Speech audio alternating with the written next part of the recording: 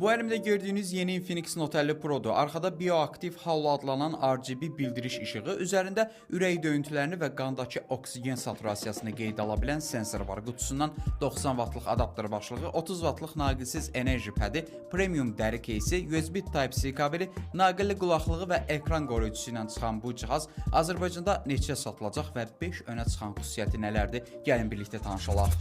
İlk olaraq ondan başlayayım ki, smartfon orta segmentin girişində yer alan bir cihaz olmasına baxmayaraq, kənar hissələrdən alüminiuma, kameradan metal çərçivələrə, poladdan hazırlanan soyutma sisteminə sahibdir. Ön tərəf şüşə, arxa isə plastikdən hazırlanıbdır. 5200 mAh-lıq batareyasının və 198 qram çəkisinin olmasına baxmayaraq, bu smartfonun incəliyi cəmi 7,3 mm-dir. Smartfon bu gövdəsi ilə tam yox, IP64 sudan tozdan qoruma sertifikatı ilə gəlir. Bu isə smartfonun sadəcə su sıçrayışları və toza qarşı davamlı olduğunun göstəricisidir. 2 fiziki sim, 2 ədəd JBL tərəfindən hazırlanan səs ucaldan, arxada aktiv RGB bildiriş paneli və onun üzərində ürək döyüntülərini və qandakı oksigen saturasiyasını təyin edən SpO2 sensoru gövdənin digər önə çıxan detallardır. eSIM 5G dəstəyi prosesordan qaynaqlanan səbəblərdən dolayı dəstəklənmir. Bunu da segmentə uyğun normal qəbul eləmək olar. Nömrə 2 ekran. Öndə 6,78 düymlük AMOLED panel var. Full HD Plus görüntü keyfiyyətindədir və 144 Hz-lik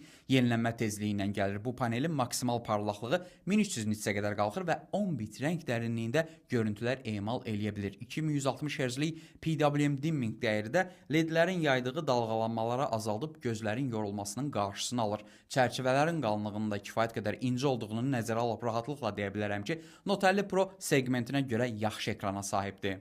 Nömrə 3 batareya. 5200 mAh-lıq tutuma sahib bu nəhəng batareya 90 vatlıq naqilli, 30 vatlıq isə naqilsiz enerji yığmanı dəstəkləyir. Naqilli formada cihaz 30 dəqiqə ərzində 88%, 38 dəqiqədə isə tam enerji toplaya bilir. Həm naqilsiz, həm də özündən 10 vatlıq enerji ötürmə qabiliyyəti ilə Infinix bu segmentdə flaqman cihazları xatırladır və bu qiymətdə belə batareya göstəriciləri verən alternativ tapmaq çətin məsələdir. Lakin bir məsələni əlavə edeyim ki, sahib olduğu CPU 6 nanometrlik arxitekturanı daşıdığından smartfon təqribən segmentdə 5000 mAh-lıq tutuma sahib olan cihazların enerji performansı qədər işi ortaya qoyur. Yaxşı xəbər isə odur ki, qutusundan həm naqilli başlıq çıxır, həm də Azərbaycanda bu smartfonu alan hər kəsə hədiyyə olaraq bu ekranda gördüyünüz simsiz enerji cihazı da verilir. İdeal telefonda PUBG Mobile üçün çox yaxşı telefondur.